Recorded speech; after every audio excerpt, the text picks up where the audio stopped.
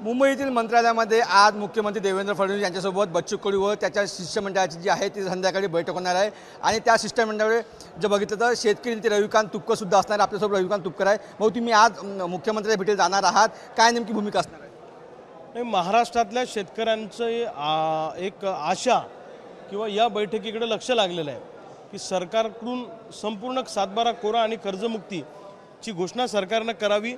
याच्यासाठी शेतकऱ्यांचे कान आसुसलेले आहेत. सरकार आजच्या बैठकीमध्ये संध्याकाळचं काय करतं ते आम्हालाही बघणं औत्सुक्याचं आहे.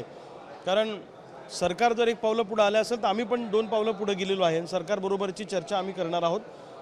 आमचं म्हणणं एकच आहे की महाराष्ट्रातला शेतकरी सरसकट कर्जमुक्त झाला पाहिजे आणि सरकारने जर का बैठकीमध्ये फसवाफसवीचा प्रयत्न केला तर आज नागपुरात शेतकरी रस्त्यावर आला, उद्या महाराष्ट्रातला शेतकरी तुम्हाला उद्यापासून रस्त्यावर दिसेल. बच्चू कडूंनी थेट इशारा सुद्धा दिला की जर आमचं निरासन झालं नाही तर उद्या थेट रेल्वे रोखणार. हो, जर आजच्या बैठकीमध्ये समाधानकारक तोडगा निघाला नाही तर उद्या मात्र नागपुरातून एकही रेल्वे समोर जाणार नाही अशा पद्धतीचा निर्णय सगळ्या शेतकरी नेत्यांनी घेतलेला आहे. आणि जर तुम्हाला शेतकऱ्यांची कदर नसेल तर आम्ही सुद्धा या महाराष्ट्रामध्ये एकही चाक फिरू देणार नाही अशी आमची भूमिका आहे. काल बघितलं तर हायकोर्टाचा निर्णय आलेला होता. तुमचं आंदोलन स्थळ तुम्हाला चेंज करावं लागलं आणि थेट आम्हाला अटक करा म्हणून पोलिसांना सांगावं लागलं. नाही, असं आहे की न्यायालयाचा आम्ही सगळेच आदर करणारे लोक आहोत आणि किंबहुना न्यायालय आपल्या देशामध्ये सर्वोच्च आहे. न्यायालयाचा आदर सगळेच करतात. न्यायालयाने सुमोटो याचिका दाखल करून आम्हाला रस्ते मोकळे करायला सांगितले. आम्ही त्याचा आदर केला, रस्ते मोकळे केले. पण आंदोलन आम्ही या हॉलमध्ये हलवलेलं आहे, मंगल कार्यालयामध्ये. पण न्यायालयाला आमची विनंती अशी आहे की एवढ्या मोठ्या प्रमाणात शेतकरी आत्महत्या होत आहेत तर त्याची पण एक सुमोटो याचिका दाखल करून घ्या ना.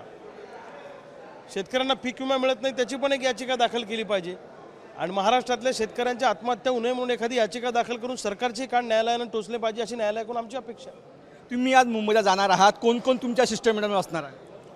नाही, आता बच्चू भाऊ आहेत, जानकर साहेब आहेत, त्याच्यानंतर डॉक्टर अजित नवले आहेत, राजू शेट्टी आहेत आणि मी आहे. अजून आता काही 4-5 लोक असतील असं माझा अंदाज आहे.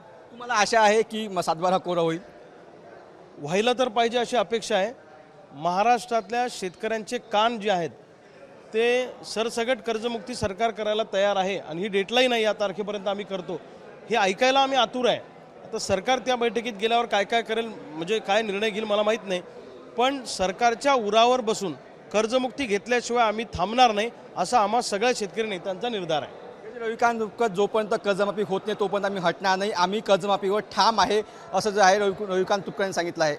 कॅमेरामॅन सौरभ होलेसह अमर घटारे, साम टीव्ही, नागपूर. देश विदेशातील प्रत्येक घडामोडींचे लाईव्ह अपडेट मिळवण्यासाठी आता साम टीव्हीच्या सर्व सोशल मीडिया प्लॅटफॉर्मला लाईक, फॉलो आणि सबस्क्राईब करा. तसंच सर्व नोटिफिकेशनसाठी बेल आयकॉन प्रेस करायला विसरू नका.